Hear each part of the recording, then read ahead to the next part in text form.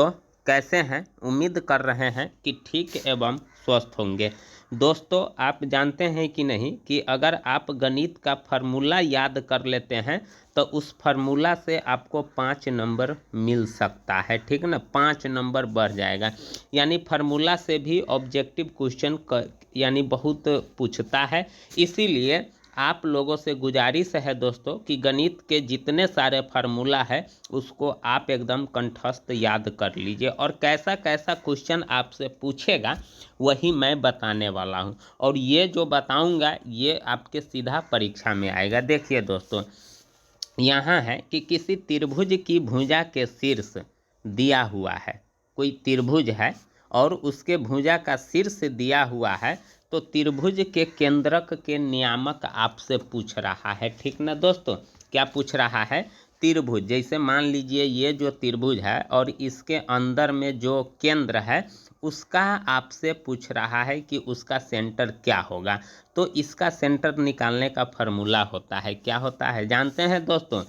x1 plus x2 plus x3/3, y1 plus y2 plus y3/3। यही जो देख रहे हैं यही फार्मूला होता है। तो दोस्तों अगर आप फार्मूला याद कर लेते हैं तो यहाँ से आप सही ऑप्शन चूज कर सकते हैं और आपको 1 नंबर मिल जाएगा, ठीक ना दोस्तों। चलिए अगला क्वेश्चन देखते हैं कि वृत्त के चाप की लंबाई बराबर है। वृत्त के चाप की लंबाई का भी फार्मूला होता है। तो वृत्त के चाप की लंबाई का फार्मूला क्या होता है? तो थीटा/360, थीटा/360 और 2πr होता है। अब दोस्तों देखिए कौन फार्मूला है। ये जो देख रहे हैं बी ऑप्शन ये आपका सही होगा, करेक्ट आंसर होगा। तो अगर आप वृत्त के चाप की लंबाई याद कर लेते हैं तो आपको 1 नंबर पूरा का पूरा मिल जाएगा, ठीक है। चलिए अगला देखते हैं कि अर्धवृत्त की परिमिति, अर्धवृत्त की परिमिति होती है। तो अर्धवृत्त की परिमिति होती है πr + 2r, ठीक है।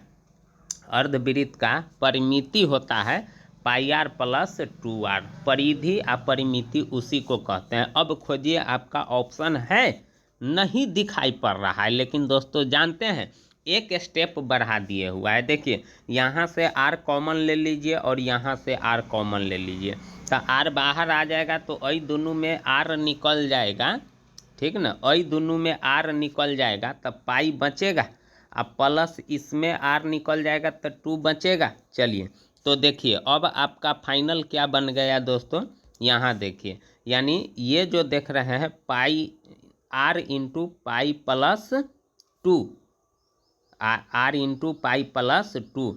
तो देखिए ये जो देख रहे हैं ये लास्ट में r है, तो आपका मन है तो आप भी लास्ट में r लगा दीजिए, ठीक ना। पाई प्लस 2 इंटू r, या तो शुरू में रहे चाहे लास्ट में रहे, तो कौन सा ऑप्शन मिल रहा है? सी। अगर जानकारी नहीं होगा तो दोस्तों आप हुलबुला जाइएगा, इसीलिए इस प्रकार के सवाल को आपको देखना जरूरी बन जाता है। चलिए अगला क्वेश्चन देखते हैं कि अर्धवृत्त का क्षेत्रफल, फुल वृत्त का क्षेत्रफल होता है πr²। इसी में 2 से भाग कर दीजिएगा तो अर्धवृत्त का क्षेत्रफल यानी 1/2 अब πr² नहीं हो जाएगा। देखिए कौन है 1/2 πr²? बी ऑप्शन सही है, ठीक है। अगला देखिए वलय का क्षेत्रफल, वलय ये जो देख रहे हैं ये वाला जो भाग आप देख रहे हैं इसी को कहते हैं वलय, ठीक ना। ये वाला जो भाग आप देख रहे हैं तो वलय का जो क्षेत्रफल होता है उसका, इसमें देखिए 2 गो वृत्त है, एगो बाहर है और एगो अंदर है। तो बाहर के क्षेत्रफल πr², बड़का आर यहाँ देते हैं माइनस πr², यानी पाई कॉमन ले लीजिएगा तो r² माइनस r² होता है। अब खोजिए कौन सा ऑप्शन आपको इसमें दिखाई पड़ रहा है। तो इसमें दिखाई पड़ रहा है नहीं, एक स्टेप आगे है। तो एक स्टेप क्या है? तो देखिए r² माइनस r², तो आप इसको r plus r into r minus r तो लिख सकते हैं, a² माइनस b² के रूप पर तो ले जा सकते हैं, ठीक ना दोस्तों। तो यहाँ देखिए a² माइनस b² के रूप पर a प्लस b और a माइनस b, तो r plus r minus r plus r into r minus r हो जाएगा।